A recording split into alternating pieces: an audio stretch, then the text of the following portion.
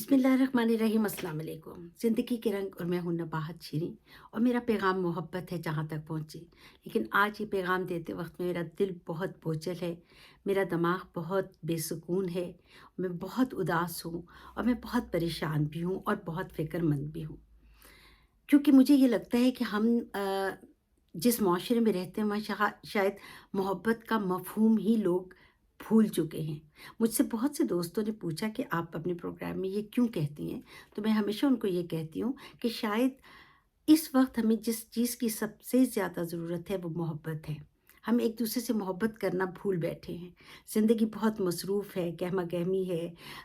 پیسے کی ہوس ہے، آگے بڑھنا چاہتے ہیں، لیکن اس سارے میں ہم یہ بھول بیٹھے ہیں کہ اگر آپس میں محبت، اتفاق، ایک دوسرے کے ساتھ خلوص نہیں ہوگا تو شاید ہم آگے نہیں بڑھ سکیں گے۔ ہماری زندگی وہیں رکی ہوئی ہے، ہم بھاگ رہے ہیں لیکن ایک ہی جگہ پر کھڑے ہوئے دوڑ لگا رہے ہیں۔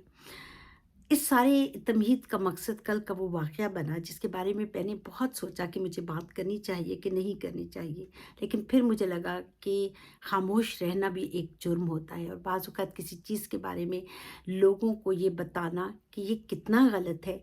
ہو سکتا ہے کہ شاید کسی حد تک کہیں پر ہم کسی چیز کی اصلاح کا باعث بن سکیں۔ کل جس واقعے نے میرا خیال میں تو پورے پاکستان کو ہلا کر رکھ دیا، پوری سوسائٹی کو ہلا کر رکھ دیا، یہ چھوٹی موٹی بات نہیں تھی، ایک بہت بڑا واقعہ تھا جس کے نتیجے میں بہت سی چیزیں جو ہیں وہ ہمارے سامنے آئیں گی، اگر ابھی نہیں تو تھوڑے عرصے کے بعد۔ میں اس واقعے کا ذکر کرنے سے پہلے میں آپ کو صرف بتانا چاہوں گی کہ جس معاشرے میں میں رہتی ہوں، یعنی برطانیہ میں جہاں پر میں رہتی ہوں، وہاں پہ مجھے کس قسم کی صورتحال کا سامنا کرنا پڑتا ہے۔ آ، میں آپ کو ایک چھوٹی سی مثال دیتی ہوں کہ یہاں پر جو جم ہیں وہ سب کے لیے ہوتے ہیں، لڑکے لڑکیاں مرد خواتین سب بچے بزرگ سب لوگ جاتے ہیں، لیکن یہ دوسروں کے مذاہب کا احترام کرتے ہیں، اور اس کے لیے انہوں نے مسلمان خواتین جو پردہ ہیں، جو عبایا پہنتی ہیں، سر ڈھانکتی ہیں، ان کے لیے جم میں مخصوص ایک جگہ قائم کی ہوئی ہے، اور وہ جم جو ہے وہ صرف خواتین کے لیے ہے۔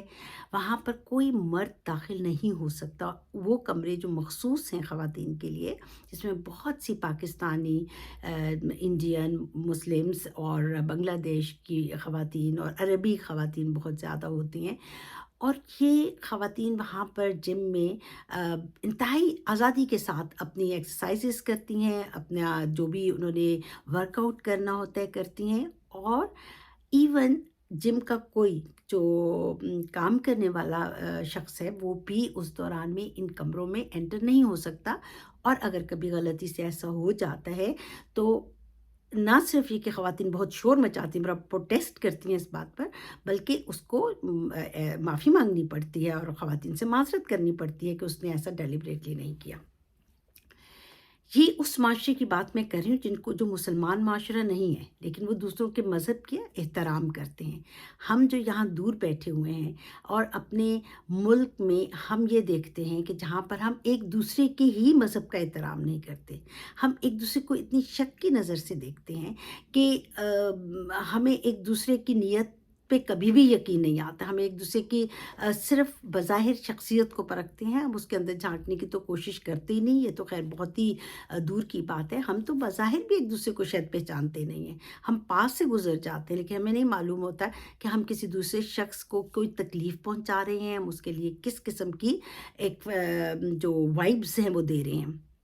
میں کل کے اس واقعے کا ذکر کروں گی جس میں خاتون کو ایک انتہائی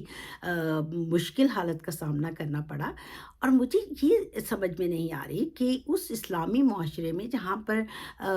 وہ صاحبان جو کہ اس خاتون کے لباس کو دیکھ رہے تھے، اگر ان میں تھوڑا سا بھی اسلامک شعور تھا تو پہلا سوال میرا ان سے یہ ہے کہ وہ اس خاتون کو گھور ہی کیوں رہے تھے؟ ان کی نظریں تو شریعتوں پہ جھکی ہوئی ہونی چاہیے تھی، ان کو تو اس خاتون کے لباس کی طرف توجہ ہی نہیں دینی چاہیے تھی۔ ان کو کیسے پتہ چلا کہ خاتون نے کیا لباس پہن رکھا ہے؟ اس کا مطلب ہے کہ پہلے تو ان سے پوچھنا چاہیے کہ آپ اس خاتون پر نظر ڈال ہی کیوں رہے تھے؟ اب سوال یہ پیدا ہوتا ہے کہ اس خاتون نے جو لباس پہنا ہوا تھا اس پہ بہت بحث ہو چکی ہے سوشل میڈیا پہ کل سے، کہ اس لباس پر کیا لکھا ہوا تھا، اس کے میننگز کیا تھے، ایک لینگویج ہے، ایک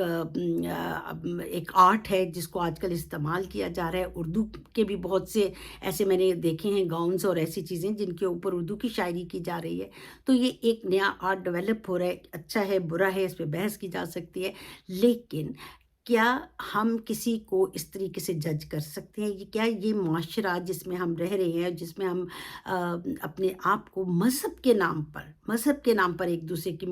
کو تنگ کر رہے ہیں؟ یعنی پہلے تو ہم غیر مسلموں کے لیے زندگی ہم نے حرام بنائی ہوئی تھی، ہم نے دیکھا کہ ہم نے پچھلے دنوں میں پاکستان میں کس طریقے سے ایسے واقعات ہوئے جس میں پورے کے پورے گاؤں جلا دیے گئے اور ایسی کمیونٹیز کو نشانہ بنایا گیا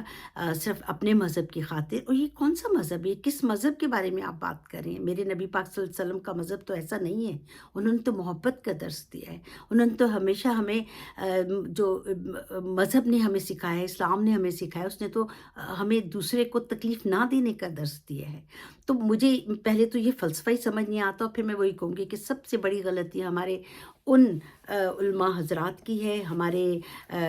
ریاست کی ہے کہ جس نے اس معاشرے میں یہ ہیجان برپا کر رکھا ہے کہ اور سب ترقی کے نام پہ جو کچھ ہو رہا ہے وہ ہو رہا ہے، آپ اپنی اپنی سیاست کر رہے ہیں، آپ کچھ بھی کر رہے ہیں، لیکن آپ لوگوں کو تعلیم نہیں دے رہے، آپ لوگوں کو شعور نہیں دے رہے، جس کی وجہ سے ہم دور بیٹھے ہوئے لوگ یہاں پر اپنے مذہب کو کبھی جسٹیفائی کرتے ہیں، کبھی اپنے ملک کو جسٹیفائی کرتے ہیں، لیکن ہمارے پاس الفاظ نہیں ہوتے، ہم اس بات کی جو سچائی ہے اس کو ثابت نہیں کر سکتے کہ جو کچھ ہو رہا ہے اس کی جسٹیفیکیشن کیا ہے، اس کی کیا توجیہ ہے، ہم کچھ نہیں کہہ سکتے۔ مجھے افسوس کے ساتھ کہنا پڑے گا کہ اس معاشرے میں جہاں پہ میں رہ رہی ہوں، یورپ کے معاشرے میں، برطانیہ میں، جہاں پہ حکومت مسلمانوں کی نہیں ہے، لیکن وہاں پہ میں پوری آزادی کے ساتھ کہیں پہ بھی نماز پڑھ سکتی ہوں، میں یہاں پر پوری آزادی کے ساتھ کہیں بھی اپنا لباس پہن سکتی ہوں، جو لباس میں اپنے مذہب کے مطابق اختیار کرنا چاہتی ہوں۔ آپ کو یہاں پر بے شمار خواتین نظر آئیں گی جو حجاب پہن کے پھرتی ہیں۔ ٹھیک ہے، پولیٹیکلی کچھ بھی چیزیں ہیں جو کہ پوائنٹ آؤٹ ہوتی رہتی ہیں، لیکن میں ایک عام شہری کی حیثیت سے، ایک عام معاشرے کو جس طرح سے دیکھ رہی ہوں، میں آپ کو وہ بتانا چاہ رہی ہوں۔ بہت سی ایسی ورک پلیسز ہیں جہاں پر آپ کو نماز کا وقفہ دیا جاتا ہے، جہاں پہ آپ کے لیے مسجد بھی چھوٹی سی بنائی جاتی ہے، ہر ایریے کی اپنی ایک مسلمانوں کی مسجد ہے موسٹلی جگہوں پر۔ تو کہنے کا مقصد یہ ہے کہ ہم اپنے مذہب کا کون سا رنگ لوگوں کے سامنے لے کر آنا چاہ رہے ہیں، ہم کیا بتانا چاہ رہے ہیں۔ مجھے یہ لگتا ہے کہ ہم اس طرح اپنی نوجوان نسل کو مذہب سے دور کر رہے ہیں، اس طریقے سے ہم اپنے آپ کو ہم یہ ثابت کرنے کی کوشش کر رہے ہیں کہ شاید ہم اتنے کمزور ہیں اندر سے کہ ہم اپنے مذہب کا ڈیفینڈ نہیں کر سکتے، ہم لوگوں کو صرف تکلیف پہنچا سکتے ہیں۔ اور پھر مجھے تو یہ بھی سوال ہے میرا کہ کیا وہاں جو موب میں لوگ موجود تھے جنہوں نے اس خاتون کو نشانہ بنانے کی کوشش کی، اگر ان میں سے کچھ لوگوں سے پوچھ لیا جائے کہ آپ قرآن پاک کی آخری 10 آیتیں سنا دیں، تو مجھے یقین ہے کہ کسی کو وہ آیتیں یاد نہیں ہوں گی، مجھے یقین ہے کہ ان میں سے کسی کو قرآن پاک کا ترجمہ بھی نہیں آتا ہوگا۔ تو صرف ایک زبان کی عبادت نہیں کرنی ہے آپ نے یہ دیکھنا کہ اس قرآن میں لکھا ہوا کیا ہے، ہماری کتاب ہمیں بتا کیا رہی ہے۔ ہمیں تو صلح کا پیغام بتاتی ہے وہ کتاب، ہمیں تو ایمان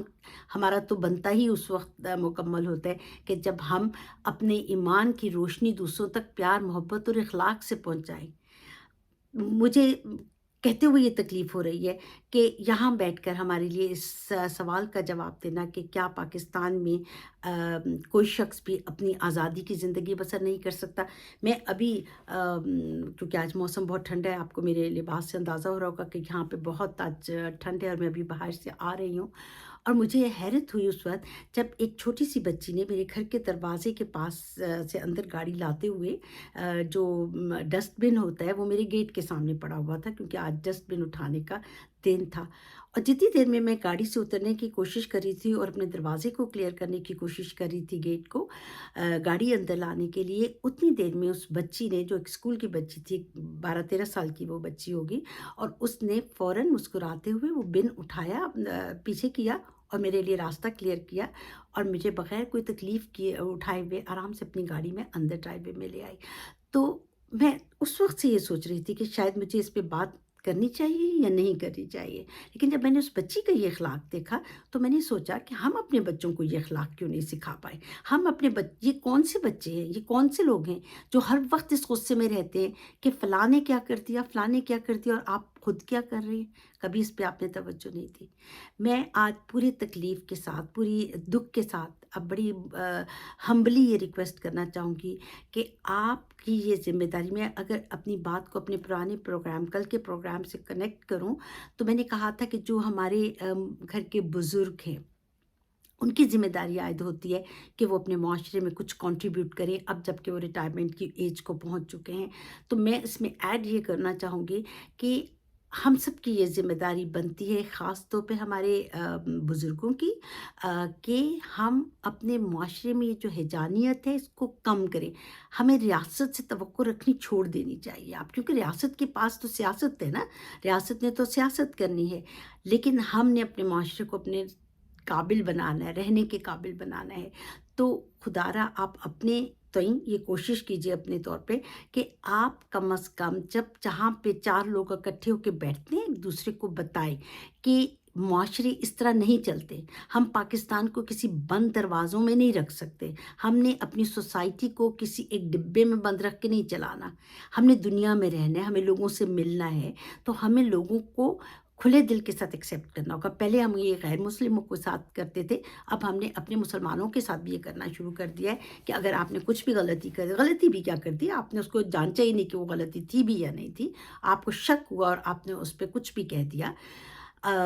ہم زیادہ سے زیادہ یہ کر دیں گے کہ ہم ان ڈی ایس پی صاحبہ کو جنہوں نے بہت اچھا کام کیا، ہم ان کو کوئی اعزاز دے دیں گے، لیکن یہ ایک بات یاد رکھیے گا کہ وہ وقت دور نہیں ہے جب کہ یہی موب ہوگا، یہی لوگ ہوں گے جو ایسے ہی کسی ڈی ایس پی کے اوپر آواز اٹھائیں گے کہ انہوں نے تو مردانہ وردی پہن رکھی تھی، انہوں نے تو دوپٹہ نہیں پہن رکھا تھا، اور ہو سکتا ہے کہ کل وہ نشانہ بن جائے، خدا نہ خواستہ۔ تو کہنے کا مقصد یہی، اس ہیجان کو یہیں روکنا ہوگا، اس